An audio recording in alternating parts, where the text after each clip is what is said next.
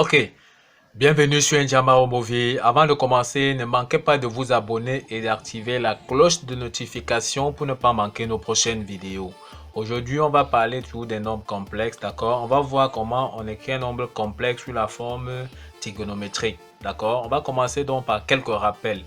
Un nombre complexe s'écrit sous la forme z égale à a plus ib, d'accord? Tel que i carré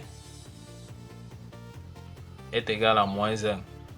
Le module d'un nombre complexe dont on va se calculer tout simplement racine carrée de a au carré plus b carré, tel que a c'est la partie réelle du nombre complexe, b c'est la partie imaginaire. Donc si nous appelons donc r le module, d'accord, du nombre complexe. Ok, cosinus θ sera tout simplement égal à la partie réelle sur le module, d'accord, c'est-à-dire sur racine carrée de a carré plus b carré. D'accord. Sinus θ sera tout simplement la partie imaginaire, d'accord, sur le module, c'est-à-dire sur racine carrée de a au carré plus b au carré. D'accord. Donc, c'est-à-dire, ça sera tout simplement égal à a sur r. D'accord. B sur r. Tel qu'on a dit ici. Ok, maintenant, la forme trigonométrique d'un nombre complexe. Un nombre complexe écrit donc sous la forme trigonométrique tout simplement égal à z égale à r, d'accord, qui est le module facteur de cosinus θ plus i sinus θ, d'accord, sachant que voici sinus θ qui est b sur r, cosinus θ qui est a sur r. Ou bien encore on peut écrire également un nombre complexe sous la forme trigonométrique tout simplement sous cette forme-ci, tel qu'on met là, d'accord, on met les crochets, on met ici le module, on met l'argument là. D'accord, sans toutefois tarder, nous allons donc appliquer ça dans des exercices d'application. On passe donc tout simplement à la prochaine question. Ok, donc on voit que Z5 c'est tout simplement moins 1 plus i racine de 3 sur 1 plus i à la puissance 3. On voit que c'est encore égal au quotient, d'accord, de deux nombres complexes, tels que le nombre complexe qui est au numérateur, nous pouvons l'appeler z. Le nombre complexe qui est au dénominateur, nous pouvons l'appeler z'. D'accord, on va trouver un module et un argument donc de z et un module et un argument de z'. D'accord, sans toutefois tarder, on passe donc, on trouve donc le module et l'argument donc de z. Z qui est tout simplement égal à moins 1 plus i racine de 3. D'accord. Voici A ici et voici B. On calcule donc le module qui est tout simplement A au carré plus B au carré. D'accord. Donc module de Z donc est égal A au carré plus B au carré. Ça sera donc A au carré c'est bien 1 plus racine de 3 au carré qui est 3. Ça donne donc racine de 4. Racine de 4 c'est tout simplement donc 2. D'accord. Une fois trouvé dans le module de z, on trouve donc un argument de z. D'accord. On aura donc cosinus θ est donc égal à a qui est moins 1 sur le module qui est donc 2. D'accord. Sinus θ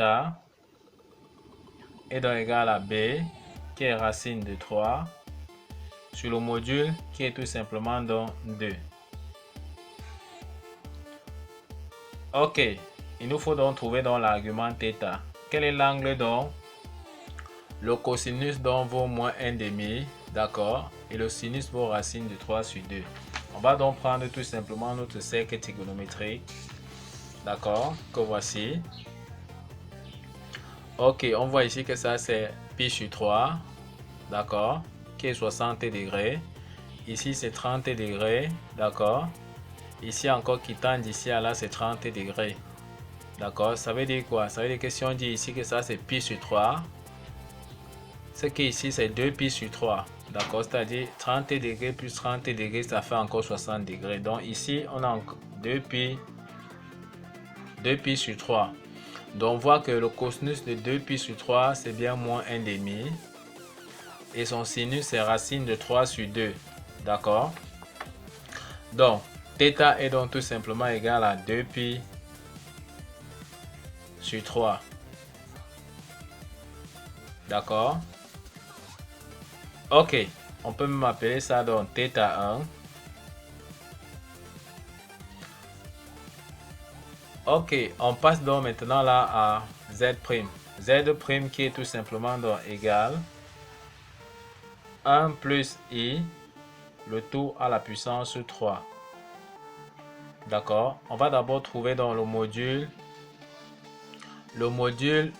On va d'abord trouver dans le module et l'argument de 1 plus I. Et ensuite, avant de trouver pour la puissance 3. D'accord, on calcule donc module. Donc, module de 1 plus I sera tout simplement égal 1 au carré plus 1 au carré, ça sera donc égal à racine carrée de 2, d'accord. On va donc trouver un argument, donc cosinus θ2 sera donc tout simplement égal à A, qui est 1, sur le module, qui est racine de 2, d'accord. Ça sera donc racine de 2 sur 2, sinus θ 1, d'accord, B c'est 1, sur le module qui est racine de 2, ça sera encore racine de 2 sur 2. Quel est l'angle dont le cosinus et le sinus dont vos racines de 2? On prend donc notre cercle trigonométrique. On voit bien que c'est pi sur 4. Donc le cosinus est racine de 2 sur 2 et le sinus est racine de 2 sur 2.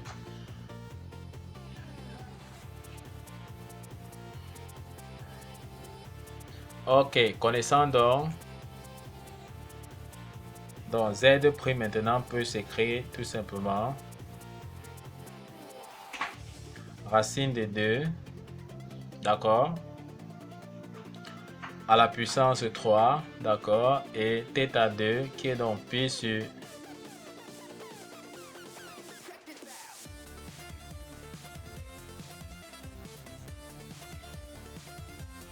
d'accord, peut donc s'écrire ainsi, d'accord.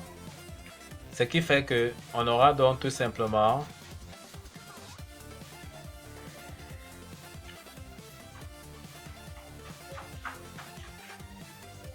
on peut maintenant donc écrire Z', d'accord, Z' qui sera donc racine de 2 pi sur 4 qui est l'argument, d'accord, à la puissance 3.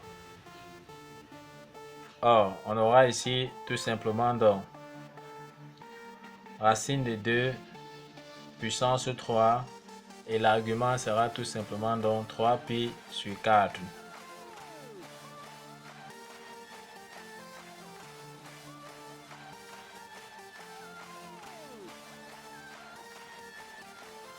D'accord, maintenant racine de 2 à la puissance 3. On sait que ça fait donc racine de 2 fois racine de 2 fois racine de 2. Racine de 2 fois racine de 2, c'est tout simplement donc 2. Donc, racine de 2 à la puissance 3, c'est 2 racines de 2. D'accord, sur 3pi sur 4.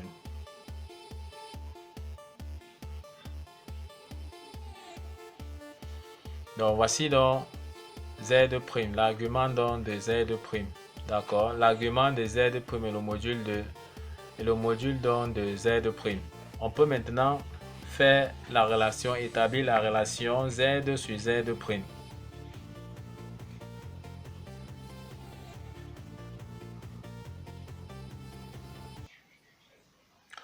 Z sur Z'. On a vu que le module de Z est de 2. Son argument donc c'était tout simplement 2 pi sur 3. Sur Z', son module,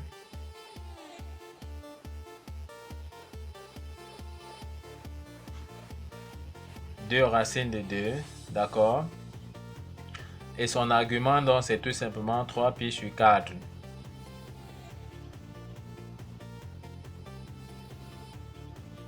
Donc pour faire donc la division de deux nombres complexes, d'accord, on va donc diviser les modules et faire soustraire donc θ1 moins θ2, d'accord, en ce qui concerne donc les arguments. Donc ici on aura donc 2 sur 2 racines de 2. et 2pi sur 3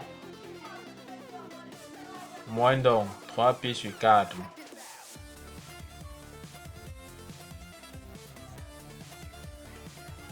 En calculant donc tout simplement,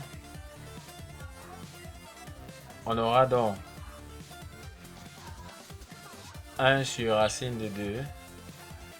Le 2 et le 2 ici se simplifient. D'accord. Ici on aura donc 3 fois 4, ça nous donne donc 12, dénominateur commun. 4 fois 2, 8pi. 3 fois moins 3, ça fait donc moins 9.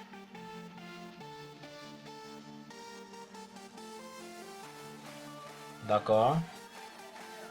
On aura donc tout simplement ici racine de 2 sur 2. Moins pi. 8pi moins 9pi, ça donne donc tout simplement donc moins pi sur 12. D'accord. Donc voici tout simplement donc la forme trigonométrique de z qu'on peut donc écrire autrement en écrivant tout simplement donc z5 est tout simplement égal à racine carrée de 2 sur 2 cosinus moins pi sur 12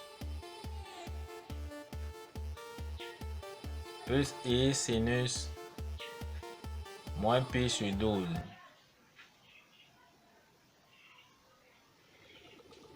Voici donc la forme trigonométrique de Z5. D'accord? Ok, nous sommes donc arrivés au terme de cette vidéo qui portait donc sur la forme trigonométrique donc des nombres complexes. Nous vous remercions donc d'avoir suivi cette vidéo de bout en bout. Ne manquez pas à vous abonner à la chaîne pour ne pas manquer nos prochaines vidéos. Sur ce, à bientôt!